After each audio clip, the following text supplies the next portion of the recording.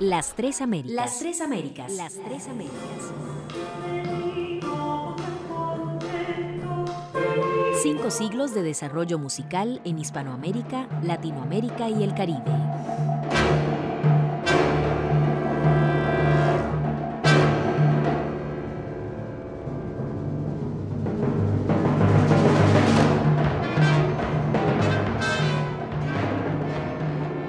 El programa de hoy será dedicado al tema El rol de las misiones jesuitas en el desarrollo musical, una perspectiva global.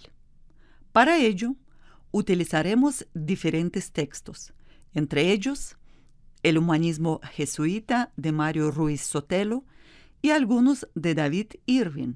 Por ejemplo, Música en las misiones jesuitas globales entre los años 1540-1773 y En los confines de la tierra, influencia ibérica e intercambio musical entre Japón y Filipinas en los siglos XVI y XVII. Al dar inicio a nuestra edición, me gustaría proponer una exposición acerca del humanismo jesuita, la cual ha sido preparada con la colaboración de la filóloga Isabel Aguilar, así como del músico y locutor Víctor Salazar. El humanismo jesuita, Mario Ruiz Sotelo.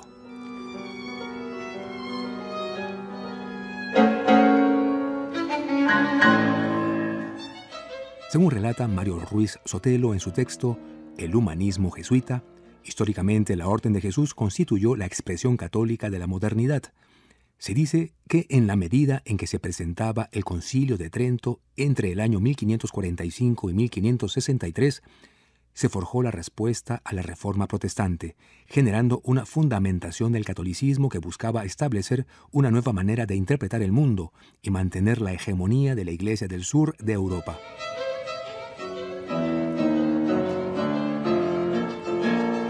Esta nueva orden adquirió de inmediato pretensiones cristianizantes, consideradas civilizadoras, y fue en América y en Asia donde encontró la factibilidad de darle vida a su proyecto. Los integrantes de la Compañía de Jesús llevaron a cabo su misión educativa en criollos blancos y en indígenas trabajadores de la tierra. Según Ruiz Sotelo, la Orden de los Jesuitas se desarrolló en medio de una serie de particularidades que en sí, en un momento, la hicieron privilegiada, en otro significaron su persecución. Fue dueña de enormes propiedades y además era el brazo privilegiado de Roma. Al encontrarse en el momento de las reformas de Carlos III, en la segunda mitad del siglo XVIII, cuando el Estado español fue refundado bajo los principios del despotismo ilustrado francés. Los jesuitas se presentaron como un obstáculo al desarrollo de la economía capitalista, por los que dicho rey consideraba que era preciso erradicar la señalada Orden de Jesús.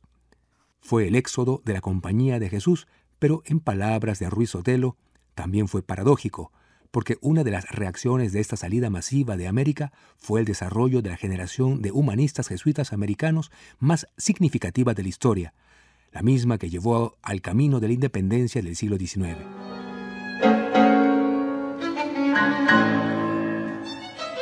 A continuación, abordaremos las principales disposiciones del humanismo jesuita, tal como las define Mario Ruiz Sotelo en su texto que presentamos hoy, a saber, Un mundo no es suficiente, el comunismo jesuita, la antropología filosófica del humanismo jesuita y planteamiento histórico.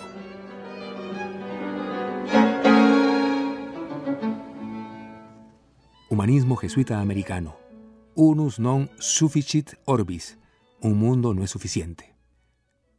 Señala Ruiz Sotelo que existía gran polémica en el siglo XVI entre Bartolomé de las Casas y Juan Ginés de Sepúlveda sobre la naturaleza del indio y el derecho de la conquista colonial.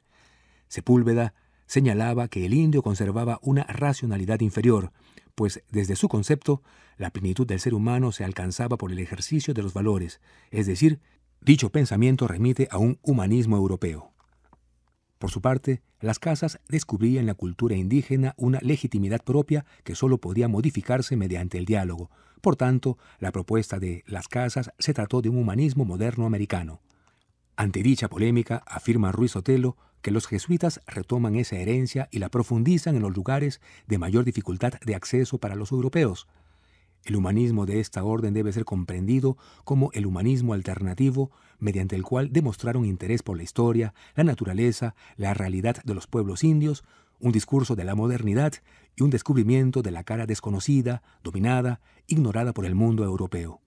Es decir, la universalidad del ser humano estaba más allá de la modernidad europea, pues América y sus habitantes originales eran comprendidos como una alteridad. El comunismo jesuita. Señala el texto que Bartolomé de las Casas planteó en 1515 un proyecto de colonización alternativa en el que se pensaba fundar una colonia de españoles labriegos que residiera con los indígenas en sus pueblos bajo reglas comunitarias, medio que favoreciera una evangelización libre. Dicho acto de cristianización conllevaba aspectos básicos, por ejemplo, el aprendizaje de la lengua originaria, su estudio y codificación para la conservación de los caracteres básicos de las sociedades indígenas.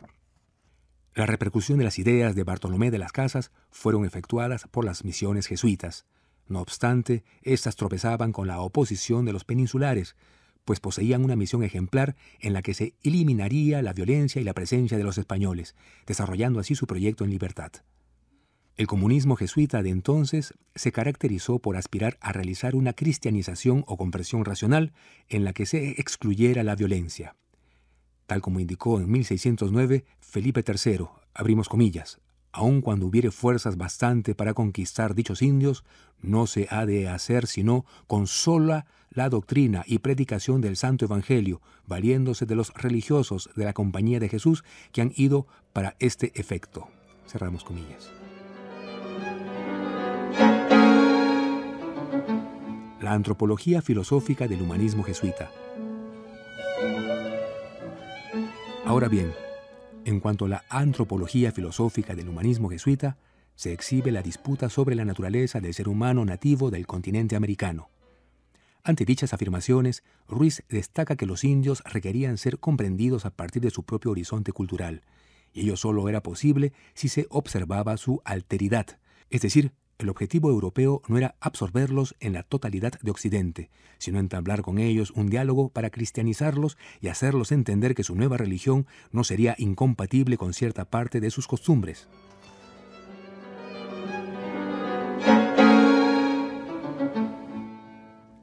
Hacia una nueva idea de la historia. Finalmente, señala Ruiz que los jesuitas expulsos en el año 1767 se dieron a la tarea de elaborar una serie de historias regionales que tenían por finalidad enriquecer la historia mundial. Así, la experiencia de sus misiones los llevó a conocer formas de vida, de organización comunitaria, tradiciones y pueblos que daban cuenta de ese mundo alternativo. De este modo, las historias jesuitas procuraban constituirse en la historia de otro mundo. Por tanto, señala el texto del humanismo jesuita que se precisó el modelo europeo para ponderar lo indígena y lo americano desde un significado semejante al europeo, pero auténtico e independiente. Lo anterior llevó a la necesidad de fragmentar el diseño histórico eurocéntrico y concebir una idea global de la historia mundial y de la americana propiamente.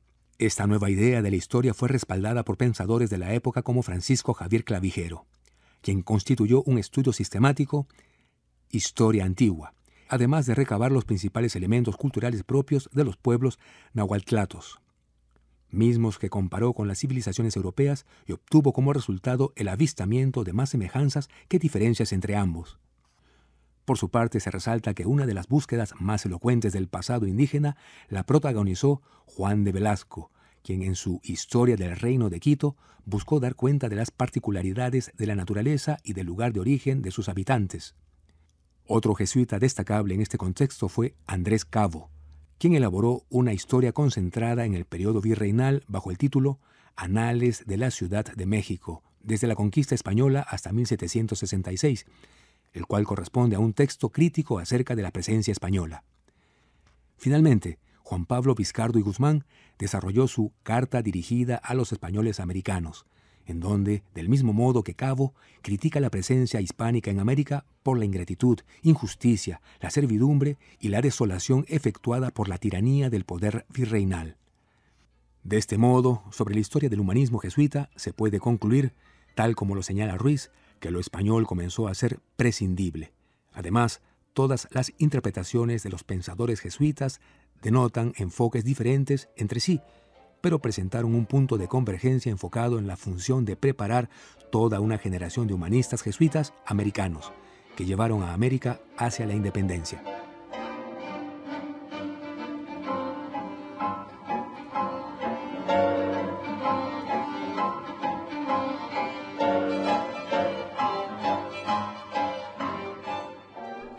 Acabamos de escuchar el texto dedicado a la temática humanismo jesuita, preparado en colaboración de la filóloga Isabel Aguilar, así como del músico y locutor Víctor Salazar.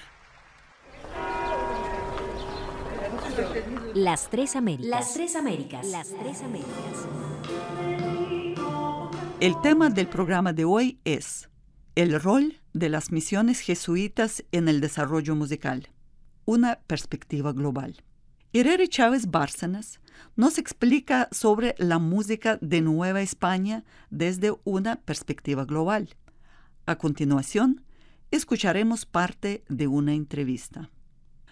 Siempre estamos buscando nuevas maneras para entender el quehacer musical, no nada más, bueno, en mi caso, por ejemplo, en la Nueva España, pero también en otros espacios, cuando empezamos a investigar más sobre el pasado, por supuesto que estamos interesados en los vínculos internos y externos, ¿no? En la Nueva España y los vínculos que tiene, por ejemplo, con el virreinato en Perú, pero por supuesto que también hay muchos vínculos con España, con Italia, entonces de pronto nos empezamos a dar cuenta que la construcción geopolítica de hoy en día no es suficiente o no es acorde para poder entender el campo en el que nos estamos desarrollando. Entonces, esto, por supuesto, no es nada nuevo, ¿no? Pero entonces estamos también tratando de acudir a otras disciplinas, a la historia, a la antropología, a la historia del arte, y tratar de utilizar ciertos marcos teóricos que han servido para mirar la perspectiva de las artes, de las sociedades, desde un punto de vista distinto, sobre todo cuando nos ayuda a entender los fenómenos artísticos o musicales, ¿no? Entonces, nosotros tenemos una larga tradición, no solo en México, en Latinoamérica, pero por supuesto que también alrededor del mundo, ¿no? Una larga tradición desde el siglo XIX de pensar la música, la cultura, con un peso muy fuerte de nacionalismo, ¿no? Siempre queremos encontrar nuestros patrimonios nacionales, lo cual desprendió investigaciones magníficas, ¿no? O sea, mucha investigación de archivos, muchos planteamientos, porque siempre que encontraba los investigadores que encontraban música o arquitectura, siempre era, bueno, ¿cómo podemos entender las aportaciones culturales que se hicieron desde nuestro país, ¿no? Y esa fue una mirada y que fue muy útil en su momento. Pero cuando miramos el pasado, nos damos cuenta que esos no eran los límites. Las sociedades en su momento se pensaban distintas y simplemente la conformación, como yo decía, geopolítica era muy distinta. Entonces, siempre me gusta, como lo empezamos en la conferencia hace unos días, ¿verdad? Mostrando mapas. Para mí los mapas son muy reveladores, los mapas, sobre todo los mapas históricos, ¿no? Cuando vemos un mapa del siglo XVII, del siglo XVI, por ejemplo, cómo se pensaba en su momento, cómo se concebía el mundo, cuáles eran las relaciones, nos pueden hablar mucho de cuáles eran las relaciones sociales, ¿no? Cómo giraba el mundo en ese entonces.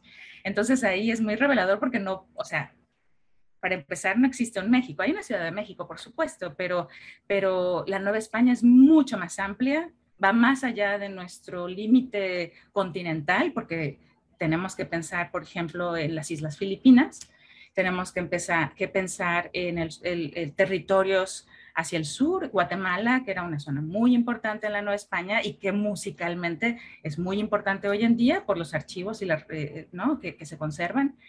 Asimismo, pues hacia el norte, o sea, las misiones de California, que en su momento, sobre todo el siglo XVII, pero siglo XVIII, bueno, no había allí una línea divisoria, ¿no?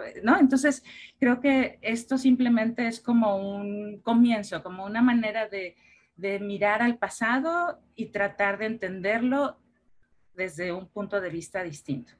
Y hay investigadores que han estado hablando de este nuevo concepto global. Por ejemplo, Serge Krusinski, me tocó en mi doctorado, tomé un seminario con él, pero bueno, él ha escrito desde hace, no sé, algunos 15, 20 años, ha escrito sobre esta conciencia de la edad moderna global, ¿no?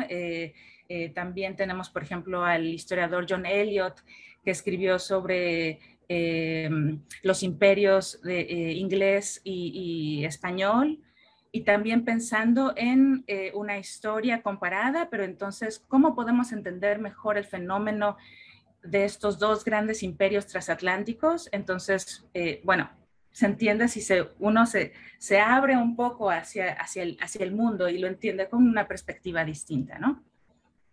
En su entrevista, Herrera Chávez Bárcenas menciona al investigador David Irving, quien trabaja sobre el rol de la música en el contacto intercultural, colonialismo y el intercambio global en los siglos XVI y XVII y en particular en Asia Sureste.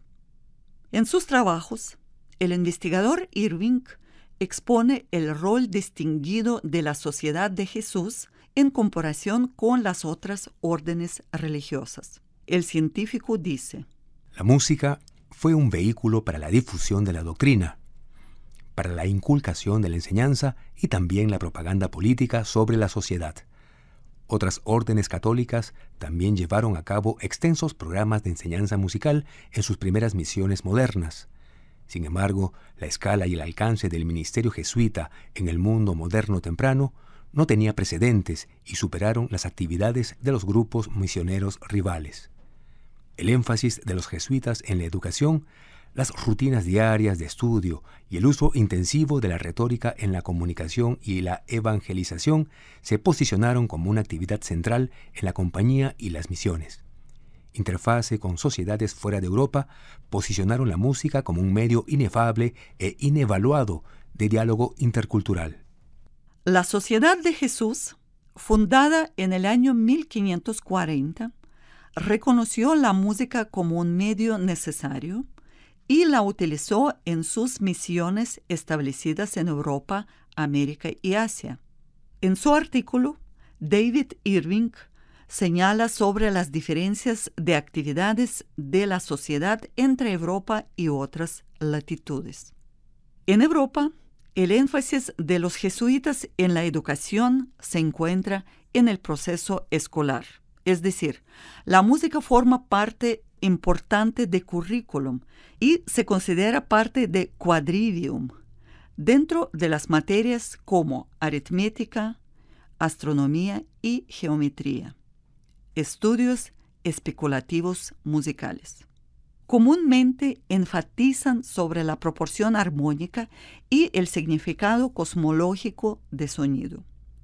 Por lo que se refiere a la segunda mitad del siglo XVI, los estudios de los colegios jesuitas combinan dicho énfasis con la retórica, de modo que la música lleva a la producción de las altas formas dramáticas de la música sacra y devocional, asimismo a la creación de drama musicale.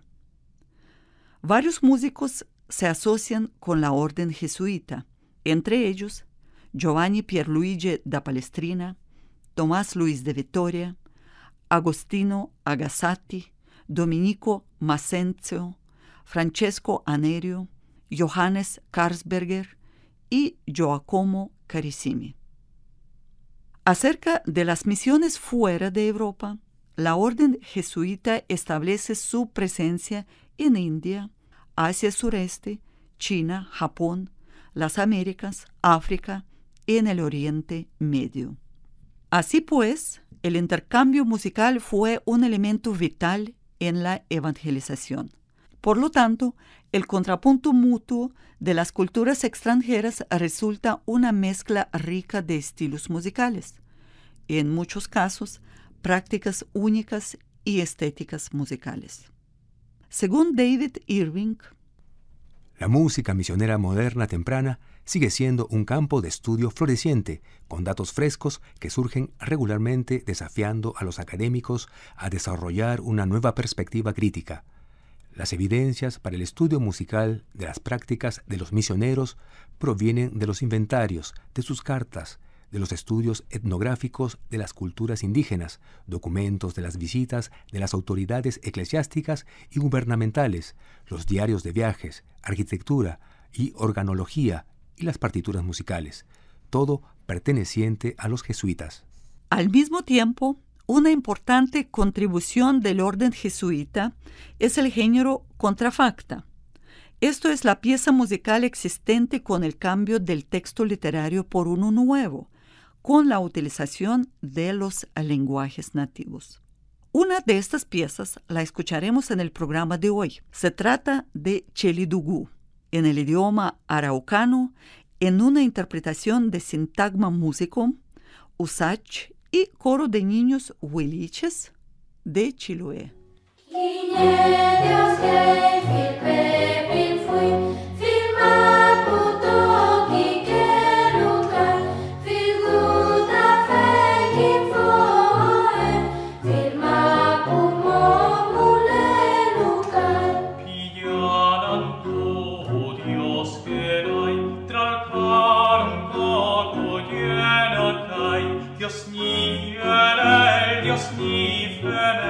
Felice come ogni altro fei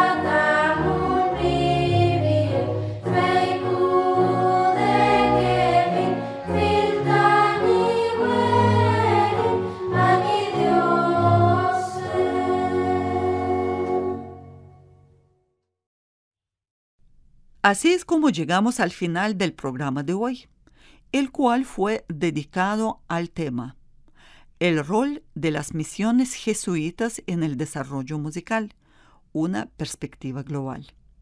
Para ello, hemos utilizado diferentes textos, a saber, de Mario Ruiz Sotelo, El humanismo jesuita, y algunos de David Irving, Música en las misiones jesuitas globales entre los años 1540 y 1773, y el otro, En los confines de la tierra, Influencia ibérica e intercambio musical entre Japón y Filipinas en los siglos XVI y XVII. Gracias por llegar hasta aquí. En el programa de hoy me ayudó Víctor Salazar en la lectura de los documentos proporcionados por el investigador David Irving. La Vicerrectoría de Acción Social, el Instituto de Investigaciones en Arte y las radioemisoras de la Universidad de Costa Rica presentaron el proyecto Las Tres Américas. Las Tres Américas. Las Tres Américas. 5 siglos de desarrollo musical en Hispanoamérica, Latinoamérica y el Caribe. Producción, Ekaterina Chatsky.